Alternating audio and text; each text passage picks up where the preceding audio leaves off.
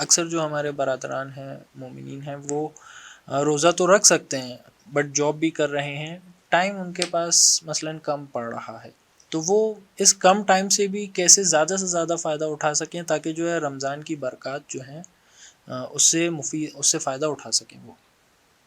جی، یہاں پہ ہمارے پاس اگر عمومی طور پہ دیکھیں تو بہت سارے جاب پیشہ افراد ہیں۔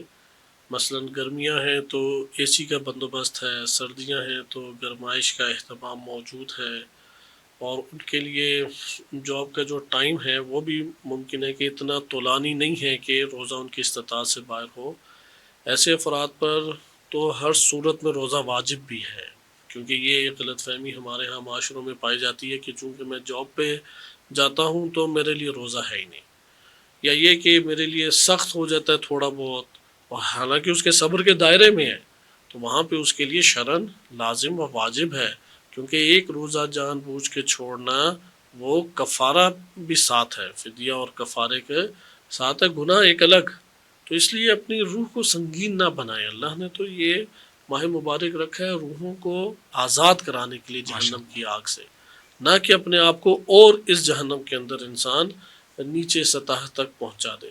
لہٰذا یہ والا طبقہ ضرور ہمارے پیش نظر ہونا چاہیے کہ جو لوگ تھوڑی سی تکلیف کو سمجھتے ہیں کہ میرے لیے اب عذر قائم ہو گیا، ایسا قطعاً نہیں ہے۔ جہاں پہ آپ کی استطاعت سے باہر ہو جائے، جیسے خواد بن جبیر رضی اللہ عنہ کا واقعہ سنا کہ وہ بے ہوش ہو گئے، تو یہ پانے کی کوشش ہونی چاہیے، اللہ تعالیٰ کے احکام کی اطاعت کی یہ کوشش ہونی چاہیے۔ انہوں نے پھر ہاں، بھی ہمت کو نہیں ہارا، نہیں، ہمت ان کی استقامت جی ہاں برقرار رہی اپنی۔ بڑھاپے میں، جی بالکل۔ اور اس قدر اللہ تعالیٰ کی اطاعت میں اپنے آپ کو انہوں نے کاربند رکھا، اور ماشاء اللہ۔ خواہش تھی کہ اس روزے کے ذریعے سے اللہ جو دینا چاہتا ہے، کیونکہ ہم یہ آیات کو گزشتہ سوالوں میں پڑھ چکے ہیں کہ جو اللہ کے پاس ہے وہ باقی بھی ہے، ماشاء اللہ۔ اور جو اللہ کے پاس ہے وہ بہترین ہے۔ ماشاء اللہ۔ یہ کھانا پینا بہترین نہیں تھا، ماشاء اللہ۔ بہترین وہ ہے کہ جو اللہ کے پاس ہے، تو یہ وہ ہستیاں ہیں کہ جو اللہ کے پاس ہے اسے لینے کی کوشش کرتی ہیں۔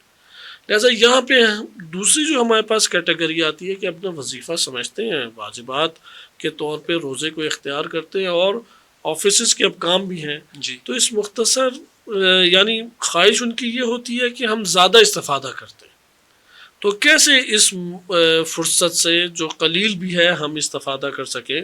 تو یہ بات ہمیں ذہن نشین کرنا چاہیے کہ اگر کوئی شخص، یہ ہمارے ہاں معتبر احادیث میں وارد ہوا ہے، اگر کوئی شخص اپنے اور اپنے اہل و عیال کو محتاجی سے بچانے کے لیے اور اپنی زندگی کی ضروریات کو پورا کرنے کے لیے کسب معاش کرتا ہے، طلب رزق کرتا ہے، کام کاج کرتا ہے، ماشاء اللہ۔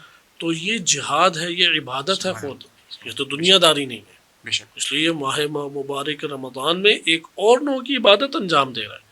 امام صادق علیہ الصلوۃ والسلام کے پاس ایک شخص آیا کہ معتبر روایت میں وارد ہوا ہے، اور یہی ایک نوع کا گلہ کیا اس نے کہ یا امام، میں تو بالکل ہی دنیا دار ہو گیا ہوں اور پتہ نہیں میرا کیا بنے گا۔ اس طرح سے اس نے نا گلہ کیا۔ امام نے وجہ پوچھی تو اس نے کہا کہ میں صبح سویرے نکلتا ہوں اور رات دیر کو واپس آتا ہوں اور صرف واجب نمازیں پڑھ پاتا ہوں۔